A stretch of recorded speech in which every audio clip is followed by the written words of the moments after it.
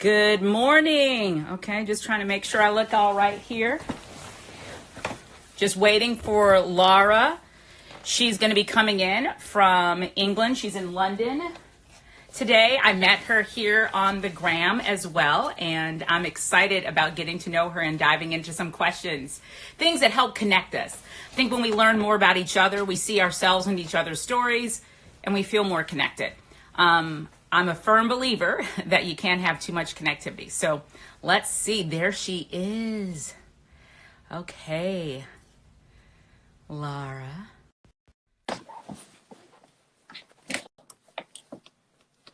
Lara! Hi. How are you? Great, Shay. Really nice to meet you. It's nice a to meet you. pleasure meeting you. Oh my gosh, it's such a pleasure. I've been looking at your Instagram feed, and I've just been telling people, like, right now, there is such a beautiful and powerful time to connect. We're all in our homes. We all feel the same 24 hours confining us and limiting us or giving us whatever time. And it's just such a powerful thing that we can connect. You've never met me. I've never met you, but we've seen each other on Instagram. Yeah, and So, I'm so pleased you did, because it was lovely to look at what you do and then to look at your videos and your talk and learn about you. And I think that's the wonderful thing that's happening at the moment in our new normal, is this incredible connections and collaborations and community that are growing that probably wouldn't, because we're always so busy, aren't we? We're filling that time. Aren't we? Time. So I'll tell you what my idea is. I want to learn more about you, have you tell some of your story, your intention of what you want to bring into this world, because I think in those times, that's where people feel connected. They feel connected to your story as they hear it, because invariably there'll be something in your story that resonates with them. So Lara, first, where are you? Where am I? I'm in southwest London, near a place called Richmond Park. It's a very green part of southwest London, probably about 12 miles from Buckingham Palace. Ooh, fancy. Did you tell the Queen I said hello and what's up? I will send you regards. I will send you regards. So how long have you been in London? We've been in London, let me think. I started living in London after university. I grew up in British Columbia in Canada. Okay. But my parents were English, so we came back to England and we lived in southern England, south of London. And then since university, I've always lived in London and I just love the mix in London, the cultural vibe, the theatre, the parks, and there's so many wonderful different jobs to do here that I was drawn to London and stayed there. We did a couple of years living in Moscow in Russia. Oh, wow. In my husband's job. That was interesting. What does your husband do that took you guys to Russia? He was at Accenture at the time, which is a management consultancy, and we were working in oil and gas. Wow. So you're in London, and I saw that you were born in Canada, but you have English parents. You guys come back to England. Yes. Okay, so I've seen a little bit of what you have on your Instagram, but tell me, what is it that you do, and how did you get into it? That's a very good question, and some people have said it's really hard when I try and describe you. That's all right. I like to call it a portfolio career. Let's hear it. I started as a political science student, and I actually worked in Parliament in the House of Commons straight from university. Wonderful. I was very passionate about gender and women's issues, so I worked for an all-party committee on women's healthcare. From then, I went into work in a consultancy, which was looking at consumer behavior and helping companies blue sky think about what's going to happen. So the future of the loyalty card market for Barclaycard or something like that. Sure. Looking at people's behavior. From there, that research and planning. Kind of like the sociographics. Exactly. Why people do what they do. You just paused, Laura. Sorry, have I paused? Oh, is that better? Now you're back. Okay. I hope it stays. Otherwise, I might switch. Okay, great. Then I worked in the sports industry, and again, using the same research and planning, but to look at the futures for sponsorship or where brands should associate with what sports, what consumers were wanting from sporting brands, that kind of work. And then children came along, Wonderful. And I, They are. my husband was many hours and working abroad and things like that. And just when you, it's different for everyone, but for me, when I held that first baby, I wanted to bring the children up, and I was lucky that my husband's job could mean that I could stay home. Exactly. But I wanted to do something. So then sort of you start to focus on what you're really passionate about, don't you, when you've got a bit of time like we have now. Right. And I've always been into sports and athletics. And I started taking a group of mums running from the nursery gates. And I really loved seeing the transformation of people thinking that they couldn't, and they did. That's honestly the best gift that running consistently gives me. It's because running is hard that you feel so accomplished when you do it. And if I'm ever feeling beat down in my life, I don't know about you, but if I just get a good solid workout in, a good run, it makes me know, like a distance that I didn't think that I could cross. Yeah, I see that I can. And that is done over and over again. And I think in the aggregate, that makes us feel strong and capable in our lives. So it's wonderful that you did that with new moms, because you know where we are when we're new moms. We are wide open and weak and vulnerable. You know what I mean? Yeah. I totally agree with you, Shane. It's so lovely that you say that, because actually I'm going to quickly jump and say that I believe that so much. We've trademarked the confidence muscle as a thing, because I'm a big believer that your physical muscle and your physical bravery and challenge has an impact on your psychological muscle. Oh, and 1000%. I'm hoping to prove that through a university study, but I've seen it in so many people that I've been coaching. I like to say I coach confidence. Let's cut to the chase now. I want to hear it. So we coach confidence. I love that. Coach confidence. And I've done that physically with people for many years, because I started a new career in as a physical trainer, as a coach, whilst I had the children, because it fitted around my hours. When did you think you transcended just the physical and realized the connection between the spiritual and the physical? When you're like, oh my God, this is an emotional thing. I'm seeing the spiritual transformation as well. When do you think that connection occurred for you? That's a really good question. I think I'd felt it from a young age and through teenage years, but it wasn't until I was maybe in my later 30s, nearly 40, that I'd seen enough people change their behavior and the language they used about themselves once someone, you know, I felt it just takes one person, doesn't it, to say, yes, you can. One person to say, go for it. And that person's got your back, and you try and you go, wow, I did it. And this changes in self-confidence and self-esteem, probably 5 years into coaching people, actually. So, yeah. Tell me this, when did you do your longest and hardest run or physical activity? When was that in your life? And tell us about that moment or time.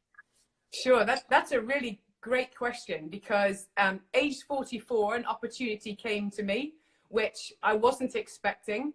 And I'm going to be honest, it was a no at first, because the internal saboteurs in my head that, no, you can't be for you, not possible, how are you going to do that? All those questions were blocking. And it was, I met. Have I frozen again? Or we go? Nope. I was just turning you up because I love what you're saying. Thank you. I was lucky enough to meet the Branson family, Sir Richard and Holly and Sam. And wonderful. They were starting something that had never been done before, called the Virgin Strive Challenge. And the idea was that we would strive physically for young people that strive in life to raise money. So the first Strive Challenge came in 2014. As I say, I was 44. I had 2 young children, and I'd never had any time off. I didn't have any extended family to help me. No mum, no, you know, with the kids. So as far as I was concerned, how would I possibly take a month off? Because the challenge was to go from London to the top of the Matterhorn in Switzerland, which is one of the tallest mountains, under human power only. So we would run to the coast of England. Bike, whatever. Yeah. Row to France, cycle from France through to Switzerland, walk to the Matterhorn, and then climb the Matterhorn in 4 weeks. Shut the noise. Exactly. Yeah. Shut up, and I did it. Shut up, Lara. Yes. Tell me You got to tell us about this. Okay, so let's just make this very real for people who are sitting at home. So you are 44 years old. It's easy a time for us to think, I've done all that I'm going to do. It can't get any better. I'm on my way down. And here you are, you're offered something that sounds literally wacky-doo, crazy, poppycock, right? Ridiculous. So, but you know you're feeling like something, yeah, maybe, and so you hear it, and of course, the voice that is in all of our heads, that because I'm a firm believer that there's a voice that talks to all of us, and it always tells us we're not enough and we can't do it. Totally agree. So somehow, in the middle of that, you're able to conjure up the yes, which I think is remarkable. Tell me how you got there. How did you get to the place of saying, I think I'm going to try? That's a really good question. Once the seed had been sown, once they'd made that ask, it was so unusual and so different. And I'm going to be honest, was very physically fit and used to being an athlete. So this challenge was so extraordinary that I couldn't let it go. And it played on my mind night after night after night. How can I? And I thought, oh God, oh goodness. And then slowly things started to happen. And you know what I did do that I'd never done before was I asked for some help, and I opened up. And I said, is it possible, to my husband, could you be around? Is it possible that you could stay home, and how could this work? And then once I said that, it opened up the gates, and it was like, okay, this can happen. I was like, oh my God, I really can take a month off from being mum and actually be me. Yeah. It was so exciting and so fulfilling, not just the physical challenge, but the fact that I was going to be myself, only had to look after myself, feed myself, get myself to the start line every morning. Right. And do something that would be part of a challenge that had never been done before. In fact, there's been 3 now, and they've raised £6 million in 6 years. 3 Virgin Stride challenges? Yeah, 3 month-long ones and some smaller ones. And we've gone across countries. The second one was we left the Matterhorn, cycled the length of Italy, swam to Sicily, and ran up to Mount Etna, which is in a volcano. I'm hearing you, I'm seeing your lips move, and I know that there are words that you're saying. Yet, no, I'm not kidding. I'm joking. I do hear it. Just sounds like I really don't know if I could do that. I'm like, wow, this woman is major. Well, I want to know, okay, so get to the Matterhorn, only human power, which is only a human power, which is already amazing. You get to the place where you're contemplated in it every night. It's visiting you. And the powerful thing that I hear that comes out of your mouth is that you asked for the help that you needed to do it. I asked for the help that I needed to do it. Which I don't find easy, and I'm not normally an asker. I feel like the person that likes to do the fixing, and I like to do the helping, and actually to say I want. I was brought up not to really say I want. It's kind of ugly and selfish, and you don't do that. And actually saying I really want to do this, please, and I'm going to, and I'm gonna, and it was just I couldn't sleep until I knew I'd signed the dotted line. What was the biggest challenge you had once you said, okay, I'm doing it. I'm on my month. I'm going after it. This is a gigantic human feat. This is like Herculean effort kind of thing. What I want to know, take us to that time. What's the biggest challenge that you are fighting against when you're doing that? Because you're asking your body to do something that, frankly, I would think it'd be easy to believe that a human couldn't do. Yeah. And yeah, 2 things I'd like to say to you on that. One is the actual challenge and the actual human feat you could do, anyone could do. And I promise you, it's amazing. When you're in the spotlight and on the challenge, humans are incredible what they can do on a day-to-day basis. And your body is so much more powerful than you expect. The hardest bit is getting yourself ready when the limelight is not on you. So you're on your own, wherever you live, or, I was with children on my own at home. I had to get myself up every day, get disciplined, and get on with the training. You've got to fit it in on top of everything else you're doing. You've got to be disciplined. You've got to be self-motivated. and it's sometimes pretty lonely. And it gives you massive respect for people that are getting themselves ready for athletes or for other people going through huge challenges, is that it's the quiet time when you're on your own. You've got to find that internal fire and feed it. Do you remember a moment? Do you remember a moment when you really were contending with the exact thing you're saying right now? Like, I'm in the quiet, I'm in the lonely. Can you take us to a moment? Yeah, I find I don't like being on a road bike. It frightens me. I don't like being in that really thin lycra, very thin tires with your feet clipped in when there's traffic and your head goes down, and it's unbelievable. The negative voices are overwhelming. And I did want to fall off the bike. Literally, I can remember seeing bushes and trees next to me on the road. And I could see it happening. I'm going to fall in there. I'm going to fall in there and cry. That's so real. And I'm going to stay there. Uh-huh. And actually something happens and you don't give in, because then the other voice comes in, come on. And then You like, got no, this. I want to cry. No, don't, battle. I And can't, think that's that physical, getting yourself to a physical place where you're feeling that battle really helps in normal life. When you hear those voices and you come against, you come up against big hills in your life or big obstacles in your life, and you're dealing with that battle. When you've been there before, I think it makes you more resilient in your real life, because you can pull on that experience as performance fuel. I've done it before. I know what this feels like. I can do this because I feel, and apply it. Yeah, I find that's exactly what I say. It's like I lay the lessons that I learned in running over life. You get to a hill and you're like, I can't do this.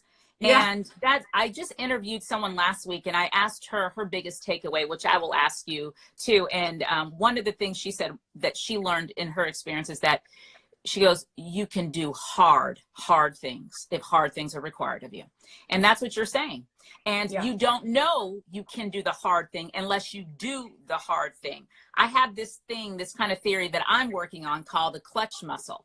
And it's like the idea that we love seeing people, pull through in a clutch, come out like just when you think they're going to die, but they win. Just when you think that they're going to lose, they score. We love seeing that.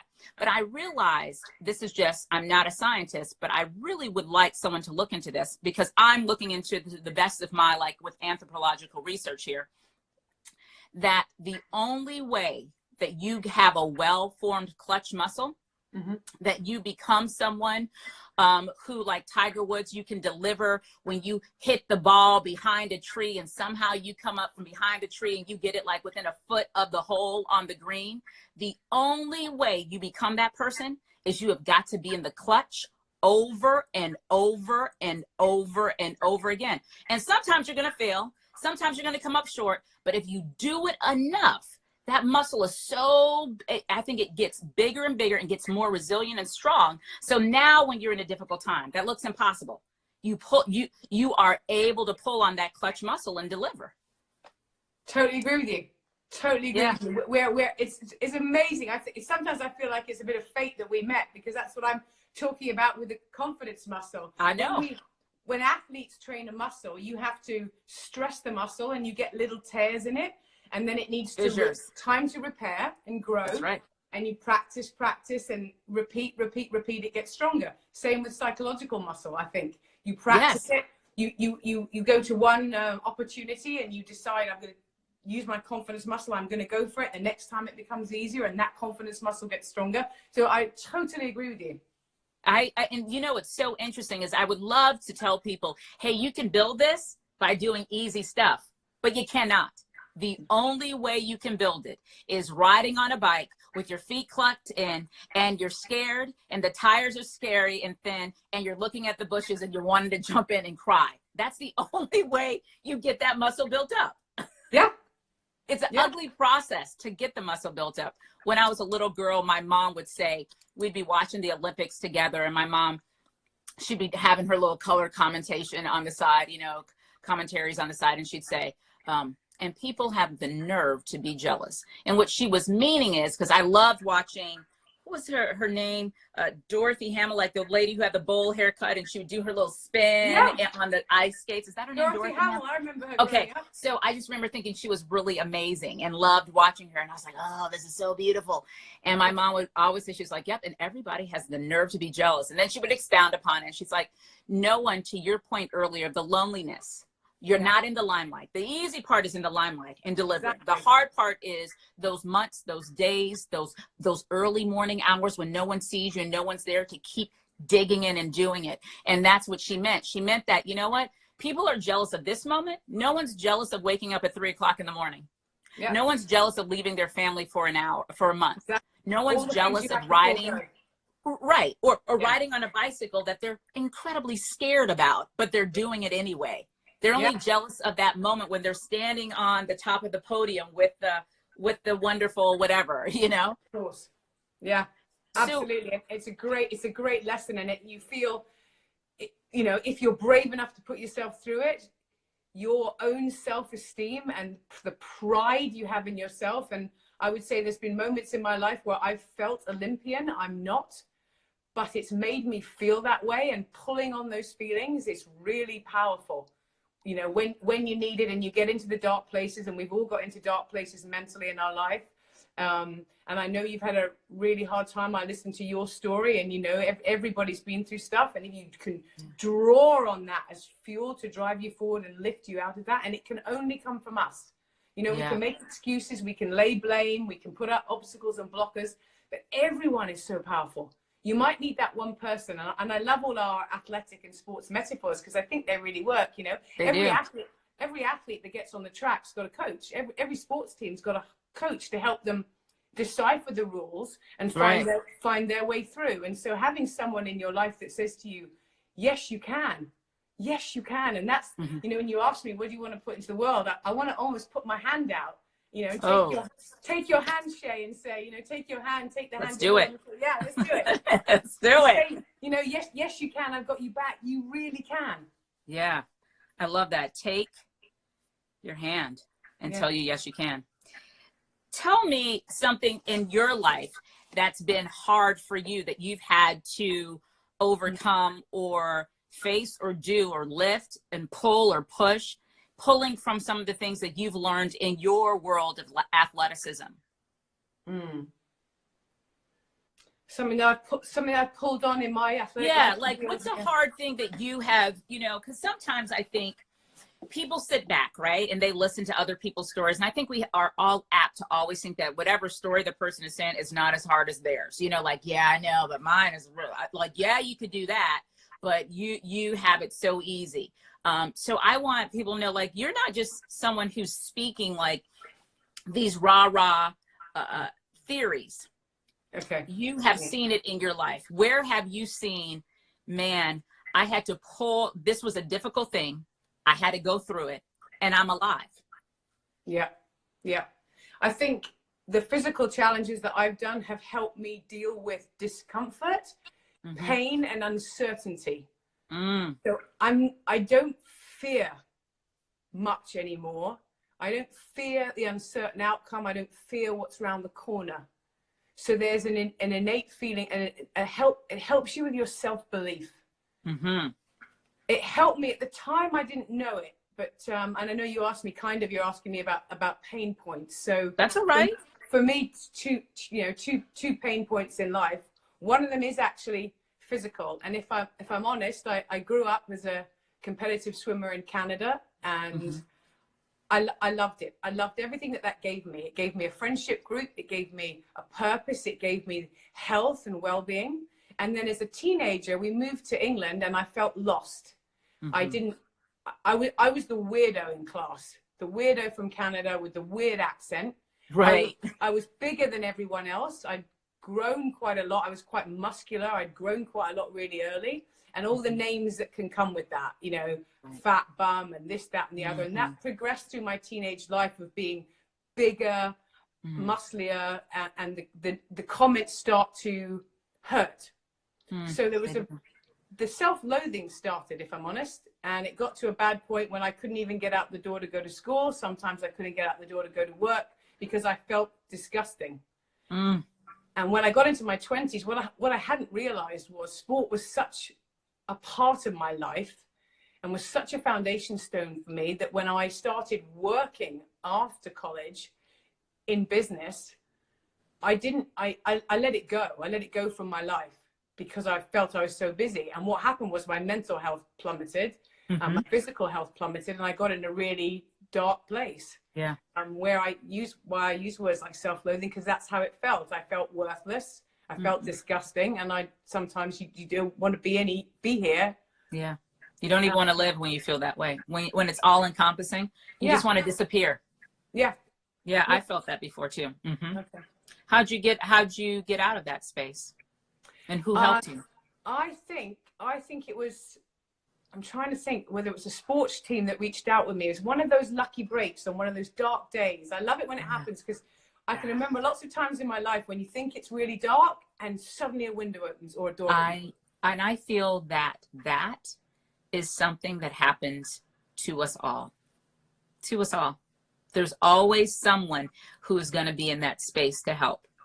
I found that when I listened to your story about the 12 people that first stood up and said, can I get tested? Yeah, it's crazy. And sometimes you have to be brave, don't you, to go through the door or to let the window open. And there was a window into a sports team, and I got it, and I was like, oh, that's what's been missing. Hallelujah. Yes. Yes. I found me again. I didn't know where I'd gone. That is an amazing thing. And I've been there too. And that's an amazing thing. I love the language you say, I found me again, because I've been in a place where I felt like there was a hiatus between me, and I didn't know how to go across the bridge. Yeah. Yeah. So it's really remarkable. Sports team comes in and you are there. Okay. So tell me, what do you think right now when you process your everyday life and what you're doing and what you're putting out into the world? What is the big takeaway that you hope people are taking away from what you're doing? Wow. I think the big takeaway is that you are more powerful than you think you are. That I believe in you. That yes, you can. And that I would ask you, and and there's another section about this, Shay, I'd like to share with you at some point about women championing women, but changing your language. Change the language you use. Dive into it, girl. You can dive into it right here. Tell me. Change the language you use about yourself. Change the language internally and externally. Give me an example. All those internal saboteurs. So many people I've met so many times. No, I can't. I'm not good enough. I don't look right, because we're all full of images of what, for example, fitness and exercise should look like, what a woman should look like, what an executive should look like. And as soon as we say a word, our head is full of images, and maybe I don't match up, and that holds us all back. I had that. So many voices. Who are you to be here? What are you to be saying that? You're not good enough. You're not this. And dealing with those voices, reframe the language. Yes, I can. Focus on the things that you are good at. Everybody has something. Right. And everybody does. Yeah. I always tell people that first step. It's true. I always tell people, two things are irrefutable. If you're alive, there is a need for you to be who you are, and there's room for you to be who you are. A need and room. And that's what I tell myself, because that's what that voice fights against. That voice is telling you there's no need, there's no room, you can't do it. And it's just an amazing thing when you change that language. I love how you said change the language. And it's a real practical thing, right? It's like you catch yourself in the middle of it and you go, nope, I'm going to change this language. I'm going to change how I phrase it. Was it hard for you to start changing the language? Oh, that's a good question. I think it was. I think it's funny, isn't it? Sometimes you look back at your life, I'm 50 now, and you feel like you look great. Oh, thank you very much. Thank you very much. You've accumulated so much. And then I look back to Lara at 20, Lara at 30, and I wasn't reframing my language. I wasn't. I was kind of stuck in a story that we tell it. Words are so powerful, and we all tell ourselves a story about ourselves, and we can stay there and believe that. And actually, it can make life very narrow if you stay in that same stretch and just believe that one way of being. And there's so many ways of being that I think the story we tell ourselves is very powerful. I agree 100%. Those stories are really, they're really intrinsic to who we are and who we become. And I don't think that a lot of value is placed on those internal stories when we're younger, you know. But I have found that to be probably the largest place for development and growth and transformation in my life is, what are you telling yourself, Shay? What are you believing in the quiet of your heart, in those lonely moments when you are running and or biking by yourself or rowing by yourself? What are you telling yourself? Yeah. And that has been a transformative thing for me. So I appreciate you sharing that. Who is somebody in your process or in your life who's really helped you, Lara? Who's someone who's helped you? That's really good that you picked up on that. I was about to say a lot of this has come from me. I felt that quite a brave step to ask for help and to ask for some coaching. And there's been some people that have given me some coaching. Some women I met through business, actually, that they accepted me into their coaching circle, we call it, where I felt somewhere that was safe, that I could say things that I'd never said. As the eldest child in my family, and my mother died young, I always felt like the responsible one. And I had to be the strong one, not ask for help. I dealt with everything on my own. And actually, I've learned more, even actually in the last 10 years, to open up to other people has been transformative for me in hearing ways of processing grief, ways of processing how we see each other. And like we just touched on, the language we use. Yeah. Even a lady taking me through, a grief counselor, taking me through the grief curve. I didn't know there was one, and it validated everything that I was and helped me put it into place. And she helped me put all the blocks in my life in a line where I thought, gosh, I'm not a weirdo, I'm not on my own. Lots of people have felt like this, and that helped me in my approach to the next phase of my life, or even just the next day. So it's really, pardon? Sorry, just having new words and new ways to package our feelings. It's all coping strategies, which if you reach out to people, they help, won't they? There's so many people that will help us. If you reach out, there's so many people who will help us. So one of the things when you're saying, I was like, I think a lot of us have difficulty asking for help too, because in that moment we feel weak. We feel weak if we have to ask for help. And we assume that no one else has to ask for help and no one else needs help. And we're like the oddballs who need it. One, yeah. Yeah. And years ago when there's a justice who sits on the American Supreme Court bench, and her name is Justice Sotomayor. And one thing I read of hers years ago when she first got appointed is she said, none of us come equipped knowing how to handle everything that comes our way. None of us. And I don't know why, but it was so powerful for me to hear that. I was like, none of us are equipped. We all are trying our best. We're making up shit along the way. You know what I mean? We're pulling from other people, but that was freeing for me, because then that helped, that voice that said, you weirdo, you're the one who needs help. It helped me realize, hold on, sorry. I just did something wrong. That's okay. I do stuff like that all the time. Yeah, you like my books? Yeah, I did. Yeah, just there. I'm glad. I'm glad there was nothing else there. But I just thought to myself that was very freeing for me. Like, oh, we all are ill-equipped to deal with everything that comes our way. We all are learning as we go. We're trying to do our best. So you would say that the group, the person who helped you the most as of late, was that woman's coaching group that reached out to. That's awesome. Definitely. Saying to someone, can you help me with this? And really opening up about how I felt about me, and where, even from childhood, going back through stuff, sorting out my cupboard, sorting out my drawer of, stuff. It feels very freeing. I find that there's a correlation between like the muck and disorder in my life and how I feel inside. When I was in college, I was a little bit of a nerd in this regard. Like, I couldn't study in my room unless I neatened up first. So I had to clean my room, and then I would sit down to study. Yeah.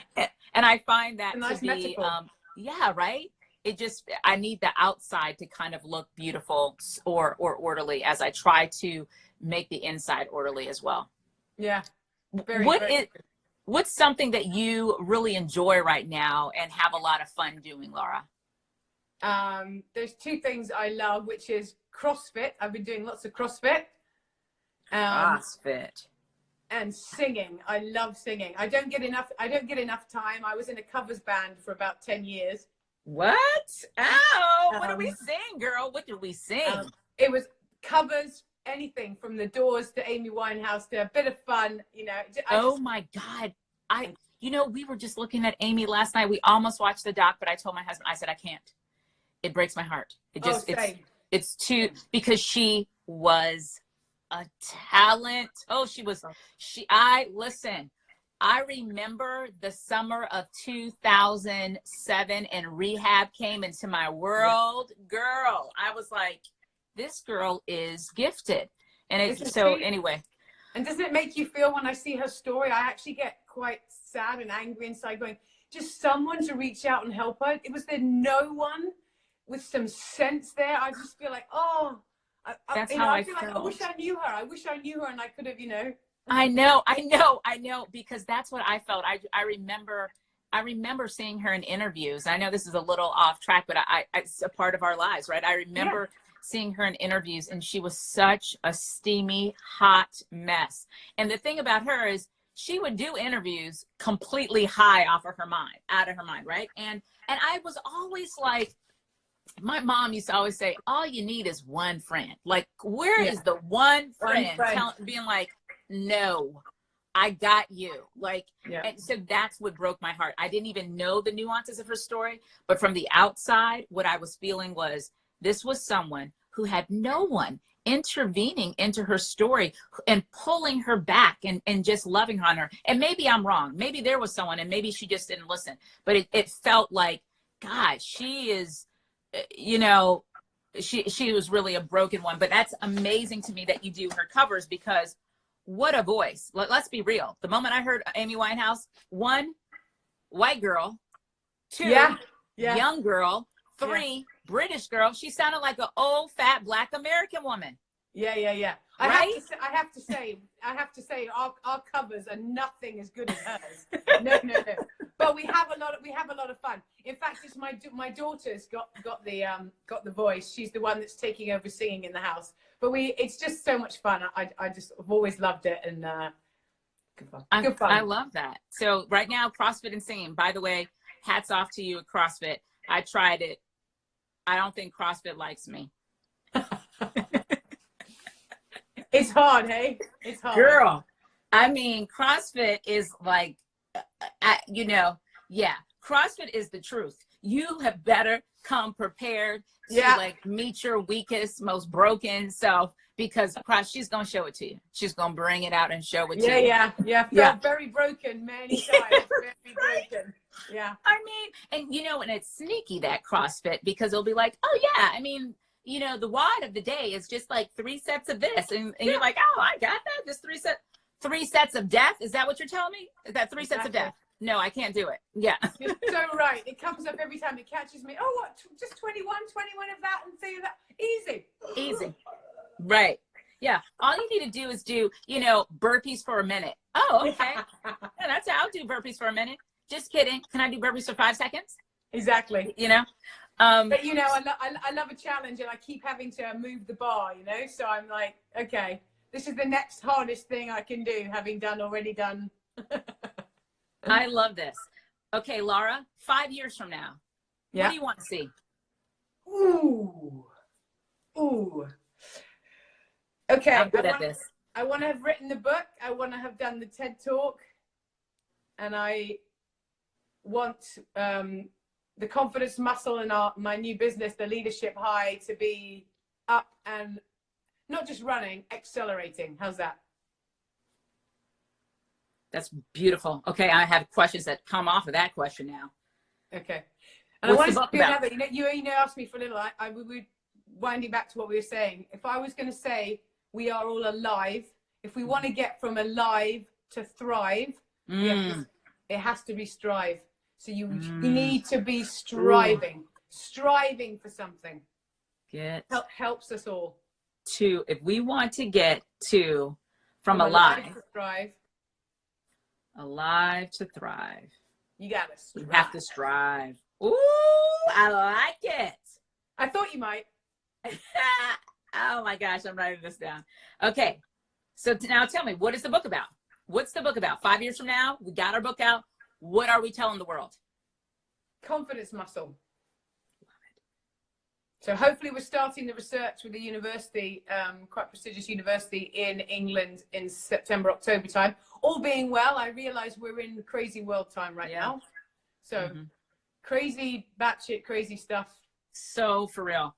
Okay, TED Talk. What's our TED Talk on? What's our message that we think it's worth spreading?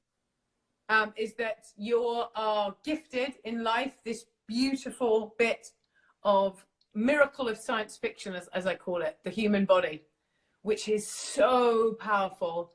Fuel it well, treat it well, it will deliver. Now, I realize we're living in a time of disease. We're living in a time where all sorts of things can happen. But still, we're seeing so much incredible power from humanity when they collaborate and work together. So it is a gift, human life. It is powerful. And, you know, you can do much more than you ever think you can.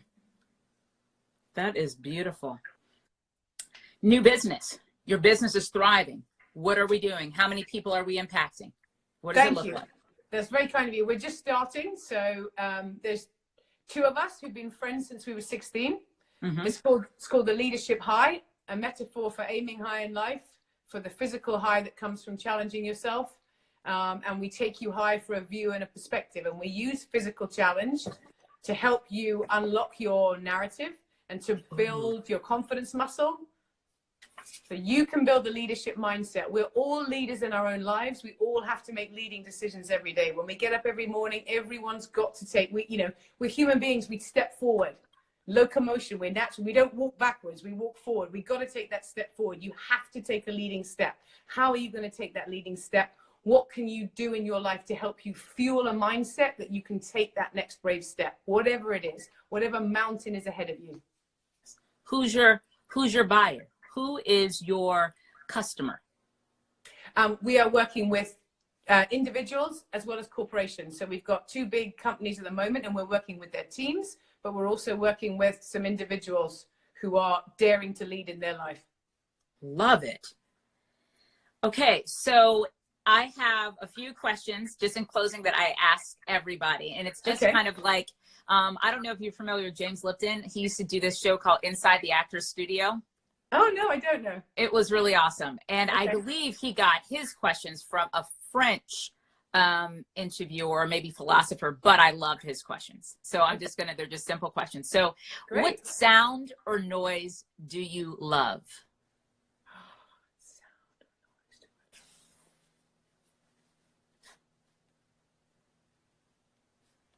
Guitar. Ooh. Spanish guitar. Ooh, that is a good sound. It's those fingers, the plucking of the, right? Yeah. Oh, it does it for me. That is nice. What sound or noise do you loathe? Do you dislike? Swearing. Ooh, which is going to be my next question. What don't you like about it? I love that you said that. I think it's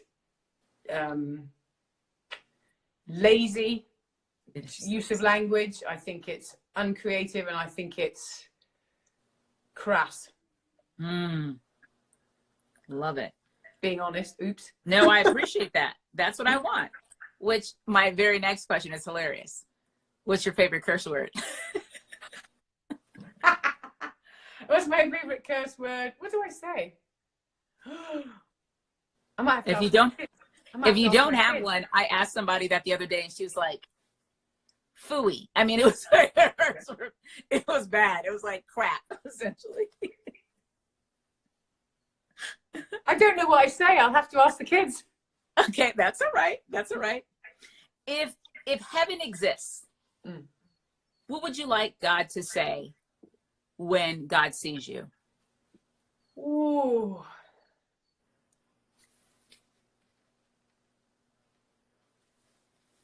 A life well lived.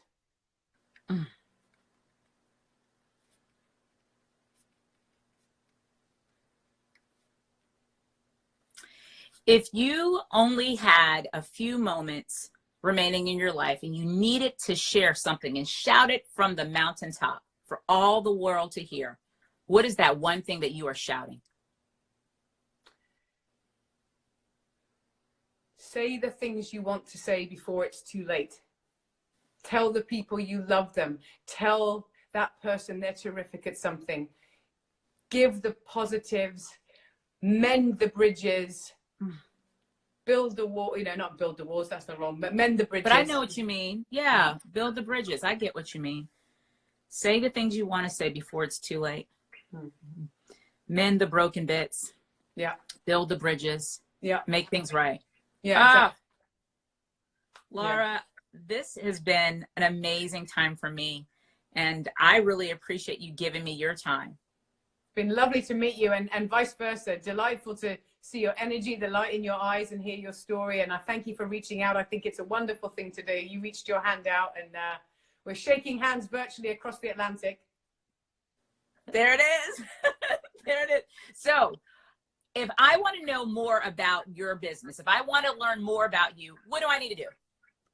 I would follow me at Lara Milward. The business website and everything else is in development at the moment, but yeah, find me on Instagram and we can go from there.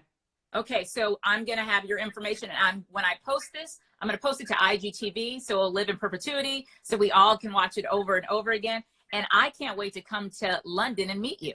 Yeah, and vice versa. I've never been to Charlotte. I'd love to come. It's pretty. Yeah. You're welcome here. You're welcome. You have a place to stay. Thank you. And here. We're always welcome in London. Thank you, Laura. You have a beautiful day. Thank you. You too. Lovely to meet you. Bye. Bye.